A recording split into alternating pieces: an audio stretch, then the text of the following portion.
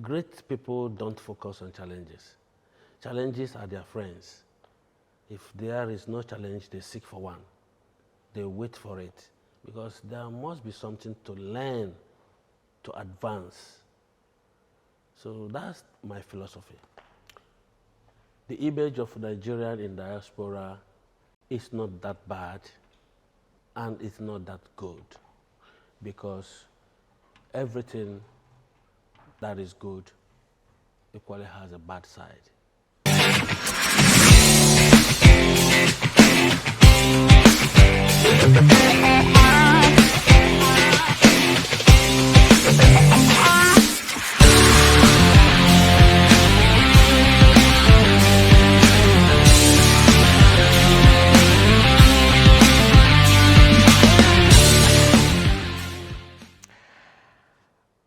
We are still in the royal palace of the King of Igbo, His Royal Majesty Eze Dr. Ambassador Chukwude Jude Ehinatu.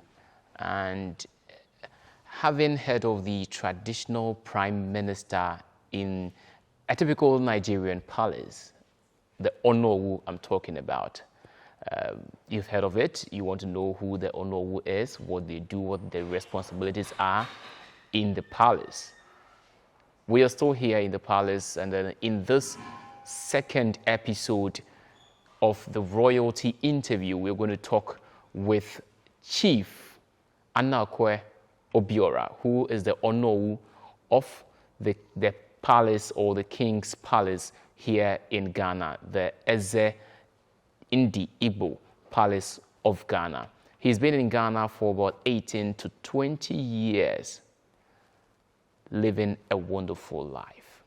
Today we get to know him more, what he does, what his responsibilities are, and then what is going to be happening here in the palace and with this throne this year. So join me, let's welcome the Onowu Chief, Aniekwe Obiorah. Good day, sir. Thank you very much. It's nice meeting you. My pleasure. I mean, I was amazed when I heard that you've been in Ghana for about 18 years and you enjoy your stay. Oh, yes. Oh, yes. What makes you enjoy your stay in Ghana? Is it about the food or? Well, okay, let me tell you that before Chief comes to answer this. Coincidentally, Chief is married to a wonderful woman who is half Nigerian and half Ghanaian.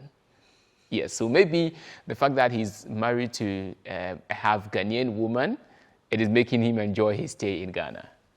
Oh, yes. Oh, yes. You can say that again. Since my wife is half Nigerian, half Ghanaian, I see myself as a Ghanaian. So living in Ghana, I think is quite enjoyable and peaceful for me. Oh, okay. All right. So we'll get to know more about this wonderful woman who is making Chief enjoy his stay in Ghana. And for sure, we know that we are adding up in citizens having you here.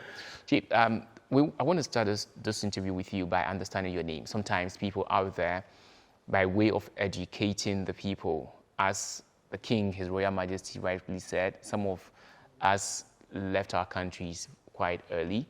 Even our children, some of us were born in the diaspora, so we don't get to understand our language, the names and what have you. So your name, Aniekwe My name. Obiorah. What's the meaning of the name? My name, the meaning of my name, Aniekwe Obiorah.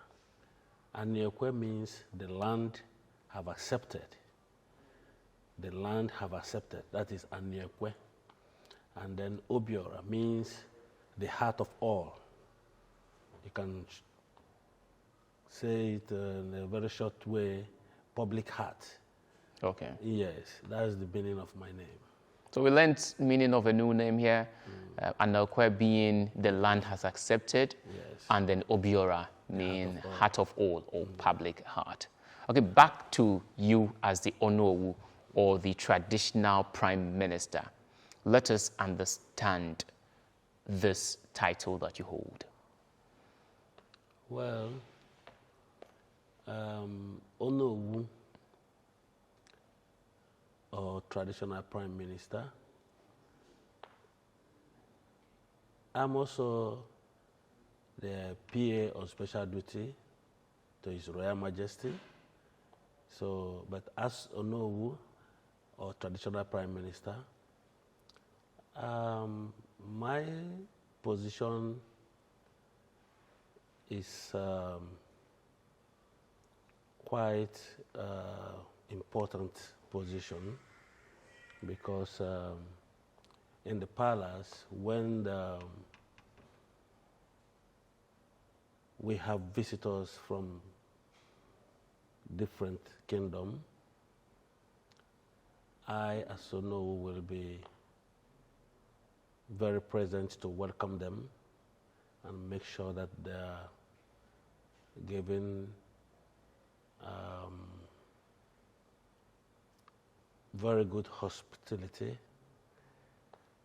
and then also listening to them to know why they are here, and to take them through the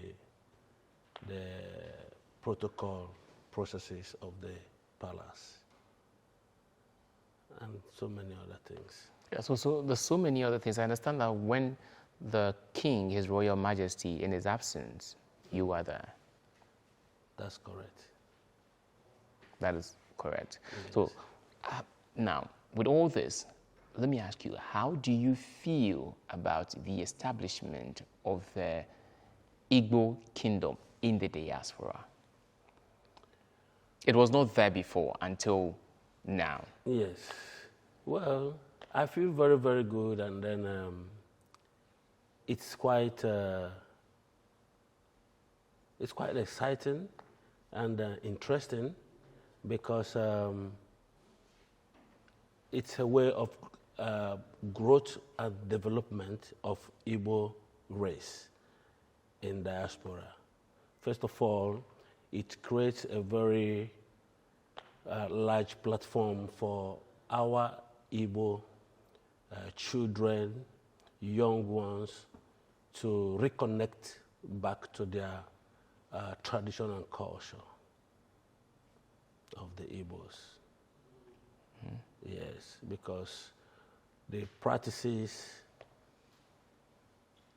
in diaspora Igbo kingdom is all about teaching our people, or reminding our people about our tradition and culture back home.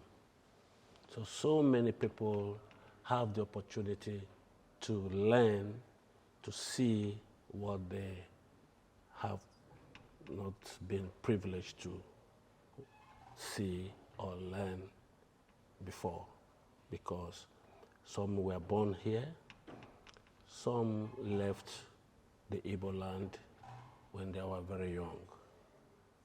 You know, so this group of people or category of people are the ones that benefit more from this establishment. Okay, so now, fact is that about 60% of Nigerians in Ghana are Igbos. From an interview that I watched, an interview with His Royal Majesty, he said about 60% of Nigerians in Ghana are Igbos. Yes, because you said this fact is from the Royal Majesty, I think I second it. Yes, and my question is that how are you able to ensure that all these people are okay? Well, you know, it's all about education, educating your people. It's all about creating awareness. Definitely everybody will not be okay at the same time, but creating awareness and creating a focal point where every Igbo living in Ghana should be looking at, remembering that he or she is an Igbo. Igbos are proud people, intelligent people, hard-working people. then call them business people. Yes. So constantly reminding our people their background will definitely make everyone that have the privilege to access this awareness to be good. Okay. So what are some of the challenges that now you're faced since you were or you became the Onowu of this kingdom? Because on the usual, on the normal, it should have been back home in Nigeria.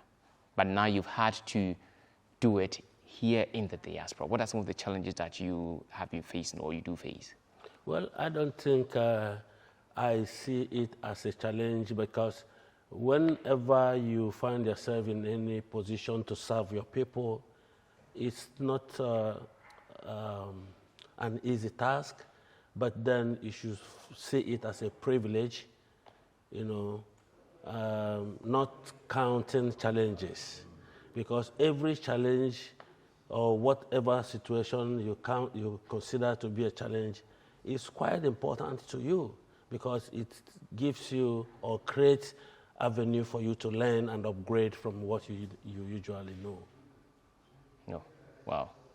So I think we're still learning a lot from the palace of His Royal Majesty, Eze Dr. Ambassador Chukwude Jude Ihinatu, who is the Igbo king here in Ghana, and we are in an interview with the traditional prime minister, or the Onowu of the palace, who so much enjoys what he's doing as the Onowu, or the traditional prime minister for his people. So for how long have you been the Onowu? Well, not quite long, but as I can remember, it's about 5 years now. About 5 years. And how did you receive the news to be crowned the Onowu of this kingdom? Well, the news is not quite surprising, because you know yourself, when you are good to your people, you know it. And when you are not good to your people, you know it. So if you are given an opportunity to serve your people, it means that your people knows whom you are, and that you can actually do what they want you to do. So it's an honor, not a surprise. I can say that being an Igbo man is known as a traveler. We the Igbos, we love traveling. We love to visit every part of the world as much as we can, wherever our strength can take us to, all in search of greener pasture. That's why you can find Igbo man and women in almost every country of the world. So Ghana is one of the countries I visited, and somehow I feel this is my home. So, and then I pitched my tent here. Okay. Is it because you found a wife who is half Ghanaian? No, not just. Even my wife, I found her in Nigeria, but though Okay. the mother was the Ghanaian and then the father is a Nigerian. So I married her in Nigeria, you know. Okay. Yeah. Now you said an Igbo man is a traveler. Yes, very well. And for that matter, once you're an Igbo man, you're a traveler. Ghana is one of the few countries that you visited. Yes. Which other countries did you visit? Well, I visited within the African countries, South Africa, Benin, Togo, my neighbors, and then talking about France, so, and some other countries. Was that before you came to Ghana? Yes. Okay. So this is Nigerians abroad. We want to have your experience in other countries. So now, in South Africa, share your experience with us. How was it? Well, in South Africa, I went there for a church program. So it wasn't just kind of living to mix up with the system. I was there for a few weeks, and then, but then it was nice because when you newly come into a country, everybody will want to be very nice and kind to you. So within the few weeks I was there, I think I felt, oh, Africa is good. Felt welcome. You know, and I felt very welcome. So, but sometimes when you look at the social media and see what is going on there, you'll be asking yourself, is it not the same place I went to? You know, so, but Africa is good. Africa is good. Yes. Is the same thing with Togo? Yeah. Or you stayed there for a while? Togo is like, it's my business ground because those days I used to go to Togo for purchasing of cars under my company, Okos Motors Nigeria. So Togo is like a home to me too, because each time I visited there, I spent quite a number of days to do my purchase and then go back to my country, Nigeria. Okay. Yeah. I think right here on the show, I want to travel with you to Togo now, all right? Because we have a lot of Nigerians also in Togo. Yes. These are neighboring countries doing business. Now, talk to us about doing business in Togo. How is it? And how were you able to succeed? Well, doing business is one thing, and then understanding the people you find yourself in their soil is another thing. And again, knowing the business you're doing very well, that guarantees your success. You know, so doing business in Togo is just like doing business in every other country if you know what you're doing. And then if you're a good businessman or woman, wherever you find yourself, you will definitely succeed. Though challenges are there, but you become better when you learn to manage challenges. So how did you manage the challenges that you faced? I mean, what are those challenges? You faced challenges. Share some with us and how you were able to manage it. Sometimes challenges of language. You speak English, I speak French. It's a challenge. Yeah, the so language communication barrier. challenge. Yeah. You know, but then it takes a lot of intelligence for you to be able to communicate to the next person who doesn't understand your language. So it's part of the challenges. And again, challenges of currency. Some people, you know, don't know about the exchange rate and stuff like that. So many things like that. But then, like I said, you become better when you learn to manage your challenges. So did you meet any challenge that was a bit stronger than you? Oh, never. So how long did you do business in Togo? Or are you still doing business in Togo? Sometimes. Depends on the business flowing. Okay. Yes. You know. Well, I do business in Togo for over 10 years. Okay. Yes. That was before you came to Ghana? Oh, yes. Ghana, I was just... visiting. Those days I was just hearing border, while I'm in Togo. So I never know that the border, a flower border.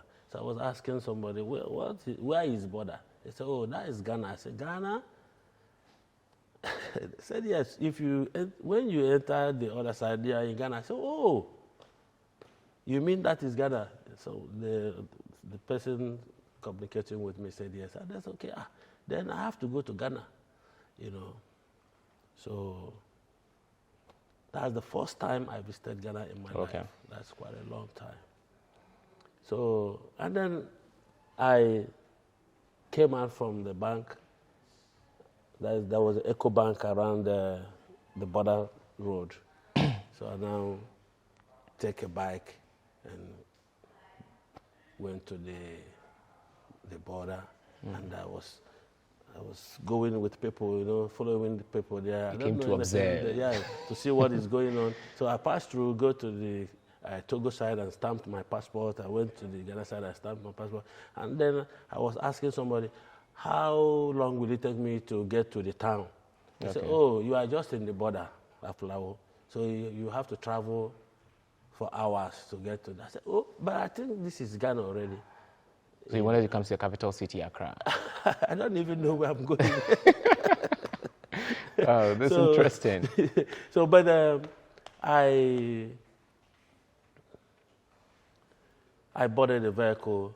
I said, okay, take me to, I was hearing Accra. I said, okay, I'm going to Accra. So that's how I came then. And it was quite nice for me to be in Ghana. So, and when I came to Ghana, when we are coming, when I look by the side of the road, I feel like, this is just like my own village because of the background, you know, the bushes, you know. I said, oh, this is just like my place. It's quite different. From other countries I've seen, like, Ghana is like my own Igbo land, you know. So I was feeling at home. When I get in here, I met with people, though I lodged in a hotel. I think that was at Seko or Sudan. Then I come out on my own because I'm a traveler, so I can move around. A real Igbo man. Yeah, it's a real Igbo man. So I was just feeling at home, like, this is my people. Not like when I go to Benin or Togo, I'll be having challenges of speaking French and English. And stuff like that. So I was communicating to everybody easily, very easily, you know, like I'm in Nigeria. So that's how, you know. And you found the place very beautiful, so that you wanted to come and settle down here. Yeah, you know, when you get in a country that you find peace, you start thinking of development, you start thinking of settlement, you start thinking of good things because you are feeling good. Okay. Yeah, you start thinking of getting yourself acquainted with the system, you know. So that's how I finally come to Ghana, because I love to be in Ghana. All right, so we're going for a very last break. When we come back, we'll now come to learn about you in France. That is Europe, not Africa. You say Africa is a better place. How about Europe? Your experience and all of that. We go for a quick break. Stay here with us. This is Nigerians Abroad.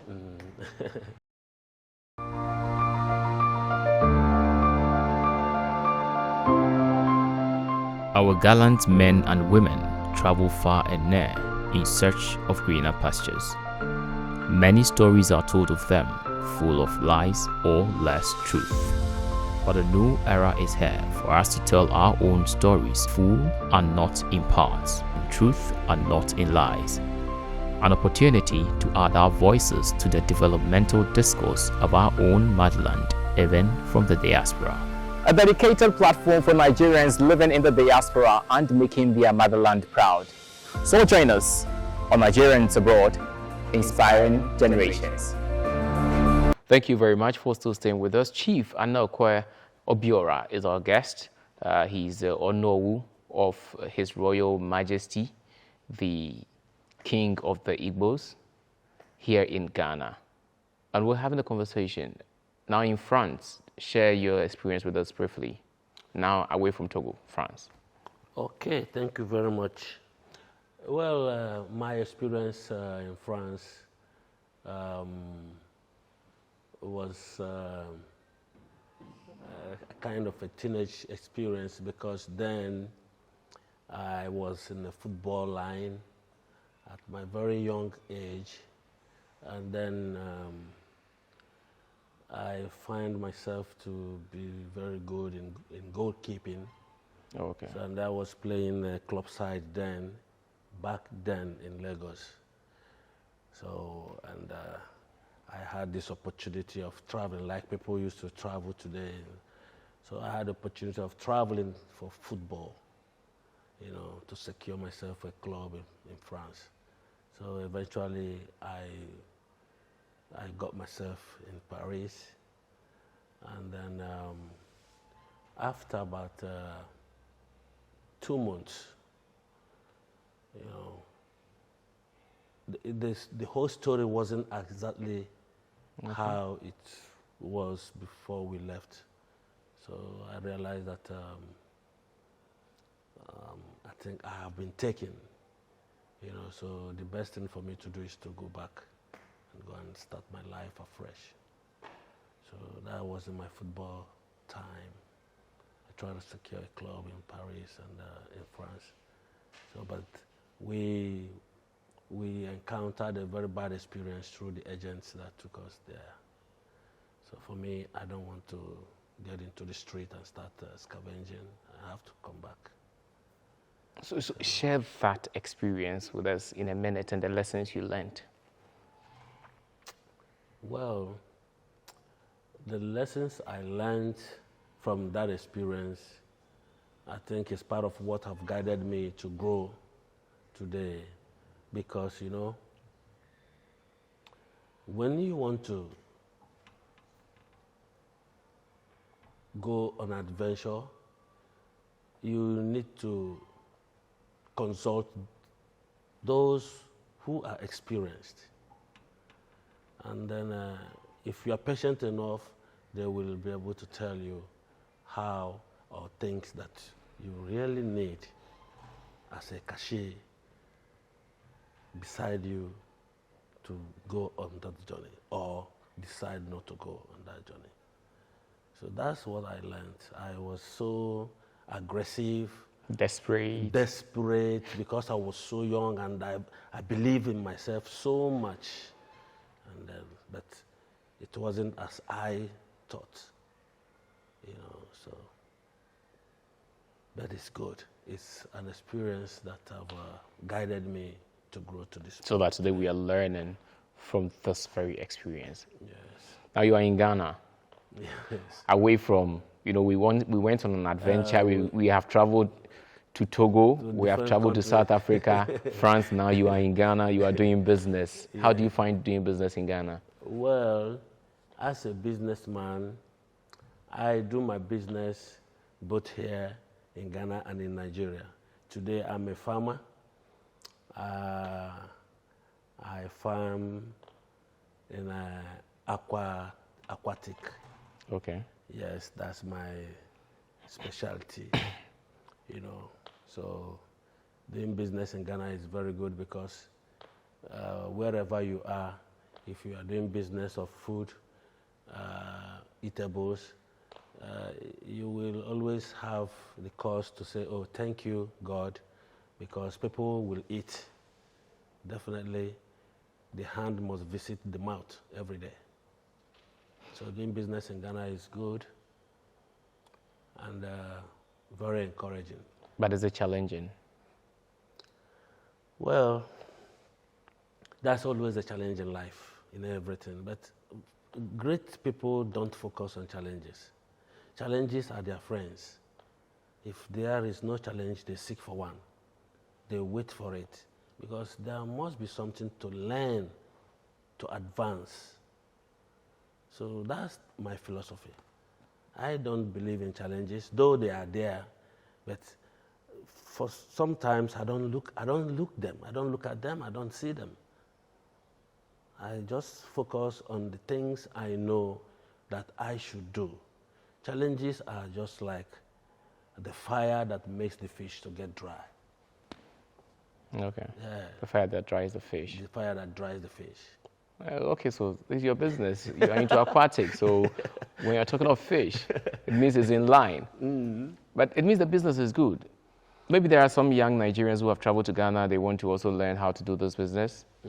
Can you, in some few seconds? Yeah, sometime. Yeah. The way to go about very it. soon. Yes, very soon.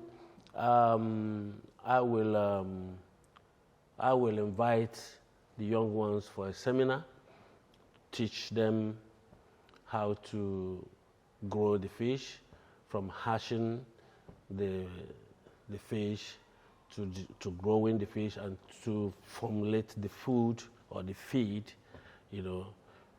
just everything about the fish. So we are working on that very project to take people on that line of study. And I know it will empower so many people when you learn how to grow fish, and not just learn how to grow it, but also learn how to sell them and convert them to money. The business part of it. Yeah, the business part of it. With that, those who are interested will definitely make a change. Okay. Yeah. Onowu, how do you feel about the image of Nigeria in the diaspora? Well, the image of Nigeria in diaspora is not that bad, and it's not that good, because everything that is good equally has a bad side. I will not say that all Nigerians are good or that all Nigerians are bad, but I can tell you the image of Nigeria in diaspora is not as bad as ever, it's not the worst of the world. The issue is like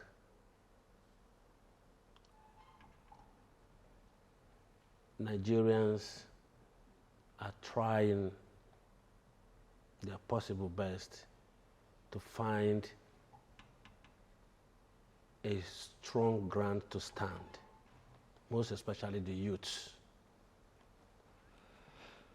They are looking for a strong ground to stand and be peaceful. So when a child is desperate for success or greener pasture, he or she might be mistaken for a stubborn child. But Nigerian image is not that bad or the worst of the world. Yeah. There is more to do to really encourage the Nigerian youth. For me, sometimes when I think about it, I feel like human resources are wasting. I feel like generations untapped are washing away.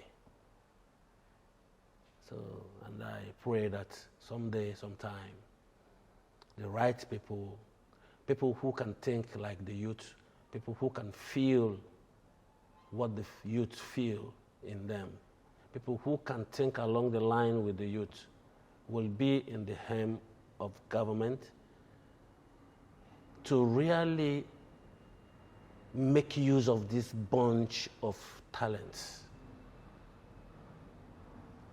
this great wealth of youth.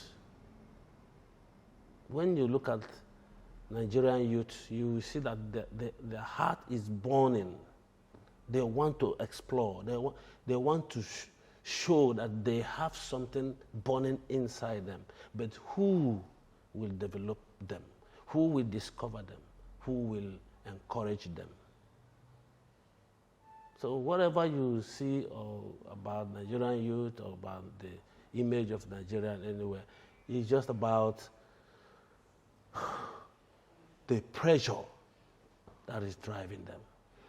Oh, I understand. So the worst of the world. Okay. So, like, last week we released the interview with His Royal Majesty as a Dr. Ambassador Chukwudi. And we want to know people, he has a couple of projects for this year and then people may want to come on board to support. How are they able to do that? Yes, His Royal Majesty as Dr. Ambassador Chukwudi Judy Henetu is a great king, the king that have his people at heart, not just the Igbos, but he see the people of the world as his own people. He speaks to humanity. He loves humanity. And he does everything to empower humanity, not just the Igbos. So, and he have a lot of projects, humanitarian projects, helping the poor, empowering the youth, creating jobs, creating opportunities for people to create wealth and be able to survive by themselves, not waiting for someone to feed them, but to create facility for themselves to feed themselves. His Royal Majesty does it. And so many projects he have in hand. And then our yearly New Yam Festival, which comes up on every September. That's another great event that happens every year. It's a great initiative by His Royal Majesty. So I know that some people may want to support what His Royal Majesty is doing. It is very easy. When you go to our social media handle, Ezigbo Ghana TV, on Instagram, Ezigbo Ghana, you will be able to get connected to the palace and give your support. Every support is support. Your encouragement as Igbo man or woman or lover of Igbo tradition and culture, your support is good. We appreciate it all. So you can get connected to the palace through our social media handles, and then you are welcome. You won't regret coming close to this palace, this great kingdom. All right. Yes. All right, so now it's about time to go. You have traveled places. So in a nutshell, your message to Nigerians abroad. Well, Nigerians abroad, I want to encourage you to keep fit, be strong. It will be well soon. That's all I have for you. All right, thank you very much, Chief Obiorah. Aniekwe. Chief Obiorah Aniekwe, or Chief Aniekwe Obiorah, is the traditional prime minister or the Onowu of the Igbo palace here in Ghana.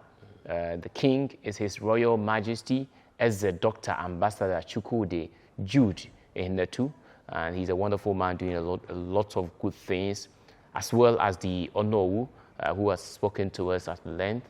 He's given us a lot of advice, shared his experience over the period traveling around the world and across countries. This is Nigerians Abroad. Please do well to follow us on all social media platforms, on Facebook, on Instagram, and Twitter, now X. The name is Africa Network Television. And on YouTube, subscribe to our channel. It's Africa Network Television. My name is always Kofi Opon Oche, and this is Nigerians Abroad. We're inspiring generations. Stay here with us always. Subscribe to our channel and do well to watch our videos, share the content, like them, and leave your comments behind. We are inspiring generations. This is Nigerians Abroad.